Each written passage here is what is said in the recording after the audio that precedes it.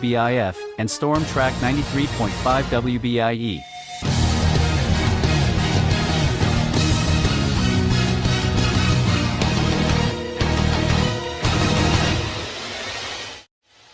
Now it's time for In the Zone, the Wabash Valley's football show, sponsored by Storm Track Media Incorporated. Now from Sports 10, WTHI-TV, here is Aaron Peters.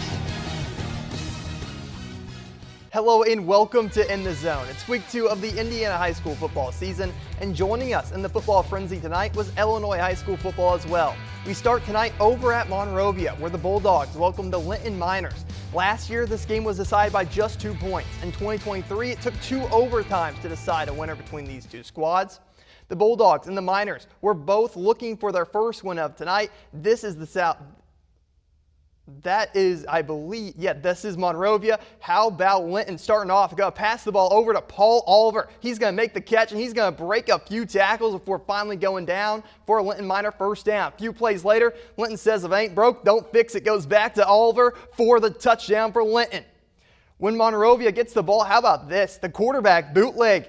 And the quarterback, Clay Thacker, has open field hitting the sideline for a big game for getting pushed out of bounds. The Bulldogs stick with the running game, and check out this run by Ryder Bain, making something out of nothing, breaking tackles, refusing to go down, and he falls down after getting to the end zone because, man, he did a lot of work that time. Linton back on offense. Quarterback Russell Goodman keeps it himself, diving for a touchdown to help the Miners beat Monrovia 34-19.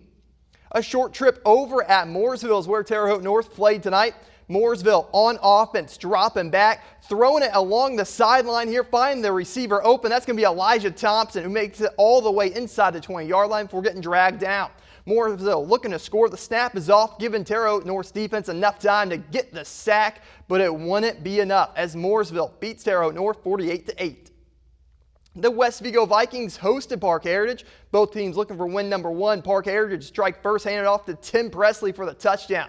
West Vigo now punting. The Wolves' Tim Presley's back at it again, returning this punt off the bounce, and he's going to take it past midfield, setting up the offense nicely. A few plays later, the Wolves run the ball again, this time to Blake Letke, and he runs through the Vikings defense for another Wolves touchdown. Park Heritage back on offense, looking to the pass game. They're going to throw it deep here, and somehow West Vigo's defender, Kyson Daughtry, comes up with the interception. He's going to get a nice return here to go along with it.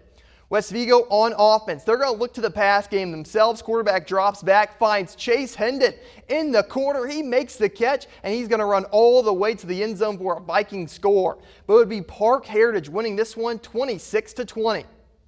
South Vermilion hosted Sullivan as both teams look to stay undefeated in the bronze helmet game. South Vermilion on offense runs some trickery, faking out the Sports 10 camera, going to Colton Minute on the screen, who picks up a Wildcat first down. Sullivan now on offense, handed off to Clark French, who does the rest. Check this out, folks. He's going to hit the sideline, hit touchdown alley, and that's exactly where he's going, all the way for an 85-yard Golden Arrow touchdown. The Wildcats a little bit later back on offense. They're going to try and go back to the pass game, this time going deep, but Paul Ridgway jumps in the way for the interception for Sullivan. When the Golden Arrows get the ball back, they run it, this time with Peyton Carlson, and he's going to get a big gain on the ground before finally getting pushed out of bounds by the Wildcats here. The Golden Arrows give it back to Peyton, and he's going to finish the job, finding pay dirt for another Sullivan Golden Arrow touchdown. And folks, that would be the story of the first half in this game. Sullivan back on offense once again. Screen pass to Paul Ridgway. We just saw that interception from him. How about a touchdown there? And check out this catch from Sullivan's Xander Fields, diving for the grab here to help Sullivan dominate in the bronze helmet game, winning 56-7. We're going to take a quick timeout, but when we come back, we'll take a trip to Putnam County, where the second-ranked team in 1A, the South Putnam Eagles, welcome Greencastle. We'll have the action from Cloverdale, Paris, and North Central. All of that next on In the Zone.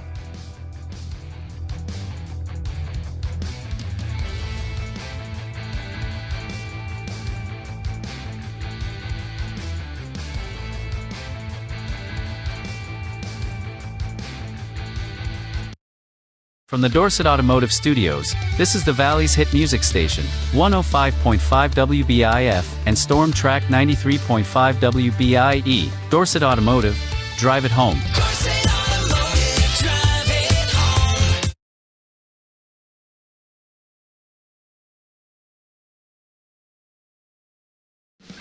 Late nights in the Valley, 105.5 WBIF, and Storm Track 93.5 WBIE, the Valley's hit music station.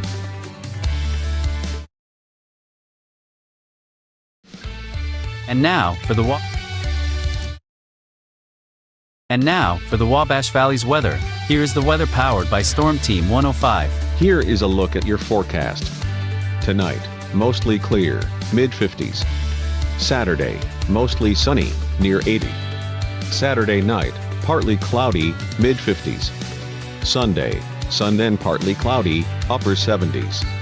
Sunday night, partly cloudy, mid-50s.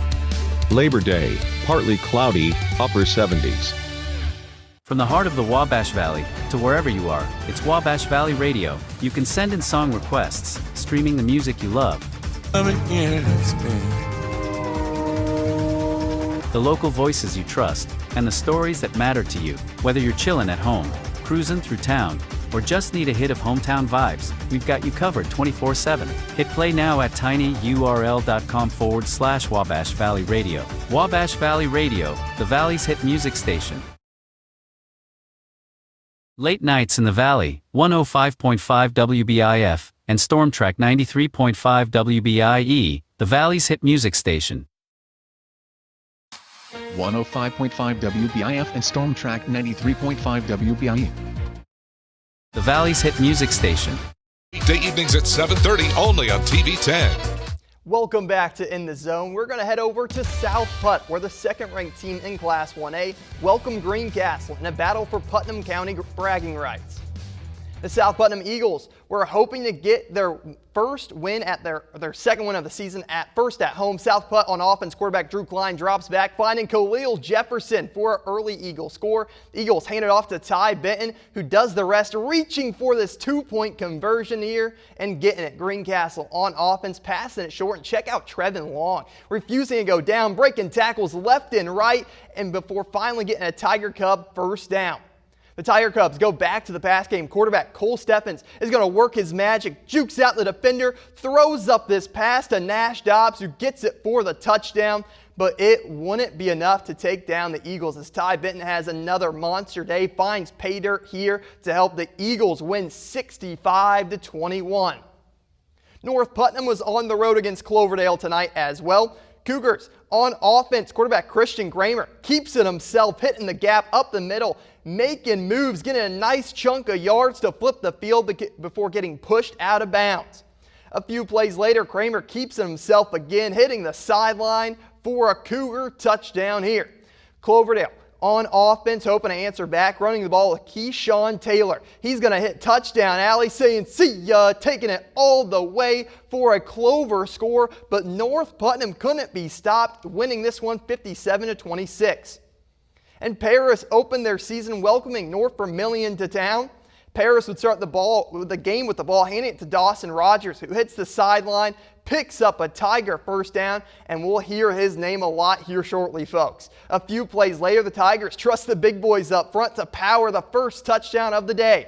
The Falcons now on offense, looking to the pass game, rolling out, but Dawson Rogers is back, getting the interception, and he's going to get this nice return. He would step out of bounds before finding the end zone, and a penalty would move the Tigers back as well, but they still have the ball, and it wouldn't matter because the Tiger offense would go to Dawson. He just got the interception, might as well let him run the ball, and he's going to find pay dirt to help the Paris Tigers start the season with a big win, beating North Vermilion 57-10.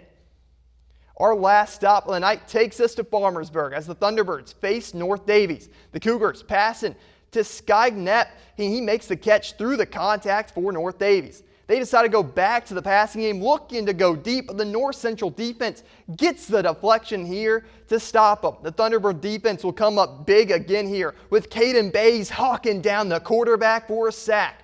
North Central on offense, handing it off to Sawyer Cox, who finds pay dirt for North Central. The Thunderbirds would lead for a majority of this game, but North Davies would come score in the fourth quarter and get a two-point conversion to beat North Central 10-9. And that's a wrap on week 2 of In the Zone. What a great week we had. Speaking of that South Putnam game, last week Ty Benton rushed for 300 yards and 5 touchdowns. If you thought he couldn't do it again, you were wrong. Tonight, Ty Benton ran for 305 yards with another 5 touchdowns. Now, some games we weren't able to get, Riverton Park, Northview, and Terre Haute South were all on the road this evening, and they all picked up big wins. Northview had a big win over Speedway. South gets their first win under the Coach Greg Barrett era. And how about Riverton Park at Edinburgh getting a 60-0 win?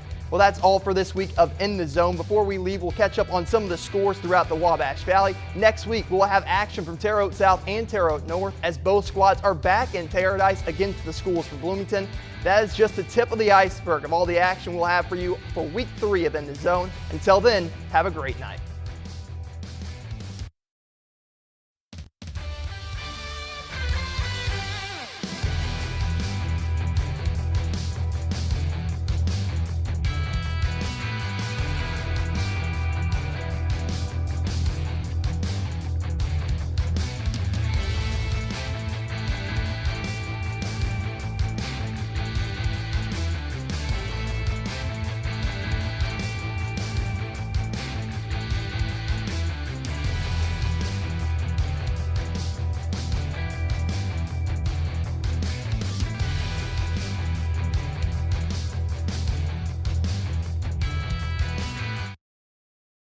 From the Dorset Automotive Studios, this is the Valley's hit music